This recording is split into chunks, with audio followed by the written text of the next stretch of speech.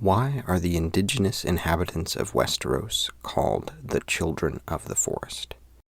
As a mysterious and magical race, they have a lot in common with the fairies of European folklore and the elves of fantasy fiction, so why not give them a fantasy name?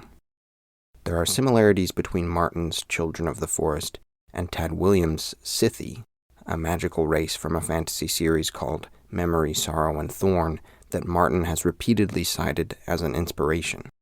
The Children of the Forest are also similar to the hive-minded Janshi of And 7 Times Never Kill Man, a sci-fi story that Martin published in 1975. But when Martin first started writing A Game of Thrones, he didn't invent a fantasy name full of vowels and apostrophes for the indigenous inhabitants of Westeros. Instead, he called them the Children of the Forest. But Martin didn't coin the term, he just borrowed it for his own purposes. So, where did this idiom originate? Google's Ngram viewer shows how often a word or phrase appears per year in the Google Books database. It isn't perfect when it comes to older works of literature, but plug Children of the Forest into the search bar and you'll see a graph with some pretty obvious trends. The first spikes come from a few scattered examples of figurative language, where an author used Children of the Forest to refer to small trees. We get a spike in the late 1990s when Martin publishes A Game of Thrones, where the Children of the Forest are first mentioned as early as the first Bran chapter. The most recent spike, starting in 2014, coincides with the Children of the Forest appearing on a certain HBO television show. But this mountain range in the middle of the graph, all of these are instances where Children of the Forest is used not to refer to trees or fantasy creatures, but to the indigenous peoples of North America. It appears over and over in histories, memoirs, reports, romance novels, and always as a reference to Native Americans. Andrew Jackson even used the term in an 1830 address to Congress, while talking about the infamous Indian Removal Act and the Trail of Tears. Ask a well-enough read American between 1800 and, say, 1950 or so what Children of the Forest meant, and chances are they would say that it was a figurative term for Native Americans. Because Children of the Forest was first coined in a 1788 poem titled The Indian Burying Ground by American poet Philip Freneau. And while he's not read as often these days, Freneau was kind of a big deal at the time. He was called the Poet of the American Revolution, and his work influenced the likes of Edgar Allan Poe, Ralph Waldo Emerson, and Henry David Thoreau. His writings are often collected in anthologies of American literature, and Indian Burying Ground is one of his more famous poems. Freneau was also a New Jersey man, and it's more than likely that a young George R.R. Martin would have encountered the term Children of the Forest while reading Freneau as part of the language arts curriculum in New Jersey public schools.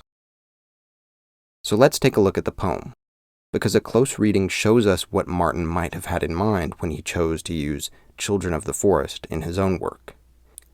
And some comparative analysis can give us clues as to what we can expect from the Children of the Forest in The Winds of Winter. In spite of all the learned have said, I still my old opinion keep. The posture that we give the dead points out the soul's eternal sleep. Here Freneau is saying that the European practice of burying the dead in a prone position signals an afterlife of restful sleep. Not so the ancients of these lands. The Indian, when from life released, again is seated with his friends and shares again the joyous feast. His imaged birds and painted bowl, and venison for a journey dressed, bespeak the nature of the soul, activity that knows no rest. His bow for action ready spent, and arrows with a head of stone, can only mean that life is spent, and not the old ideas gone. The poem identifies a practice among certain Native American tribes of burying their dead collectively in upright sitting positions, with their weapons and belongings arrayed next to their body. For Freneau, This practice imagines a much more active afterlife, one where the dead do not rest, but instead continue to go about their activities in some post-mortal capacity.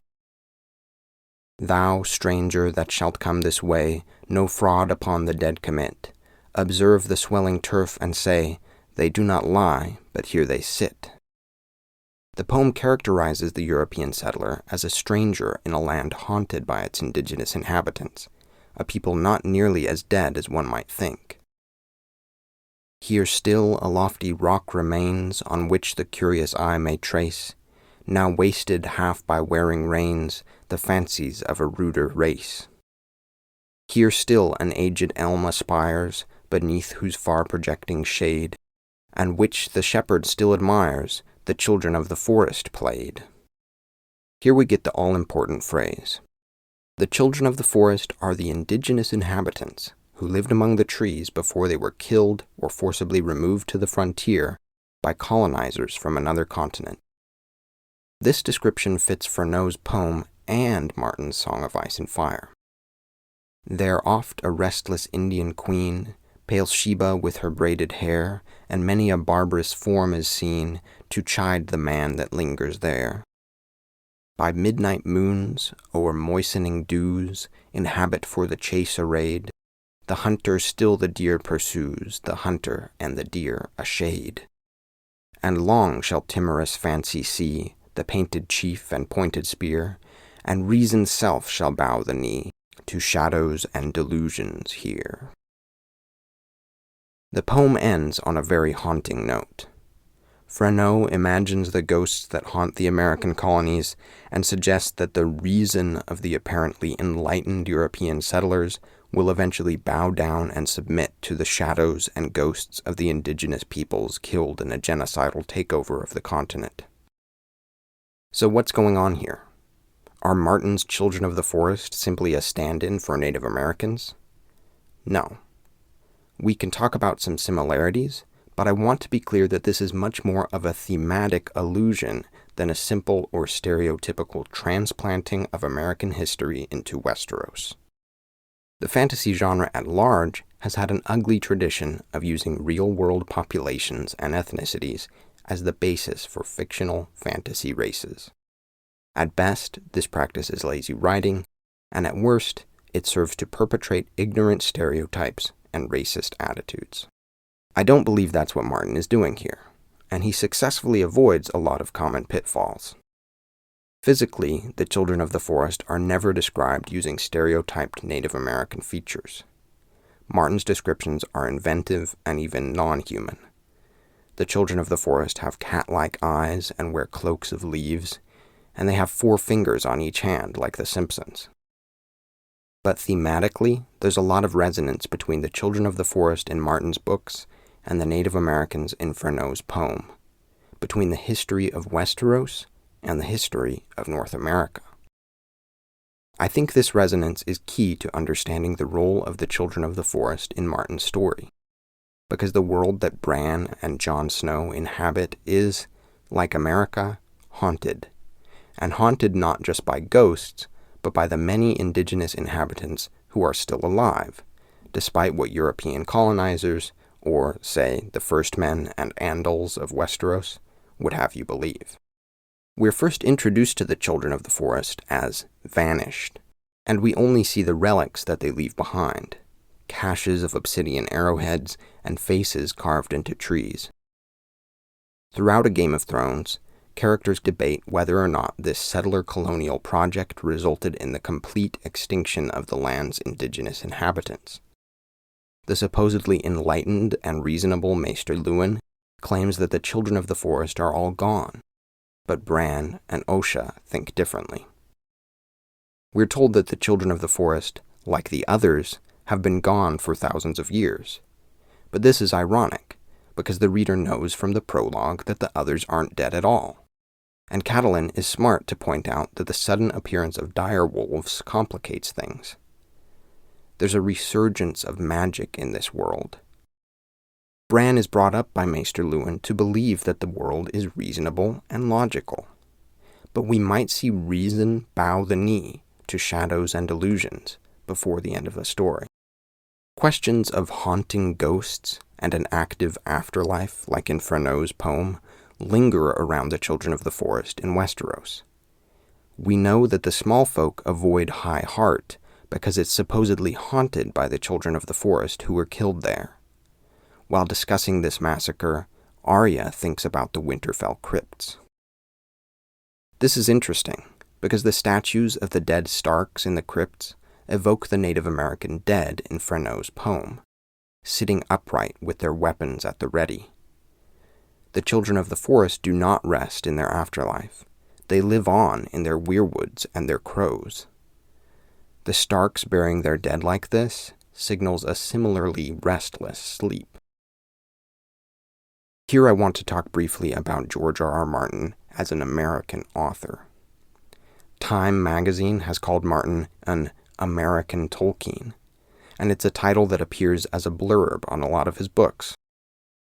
While Time might have simply meant that he's a talented author of epic fantasy who just happens to have been born in Bayonne, New Jersey, I think it's valuable to use this connection between the children of the forest and indigenous Americans as a way of examining how Martin engages with foundational American questions.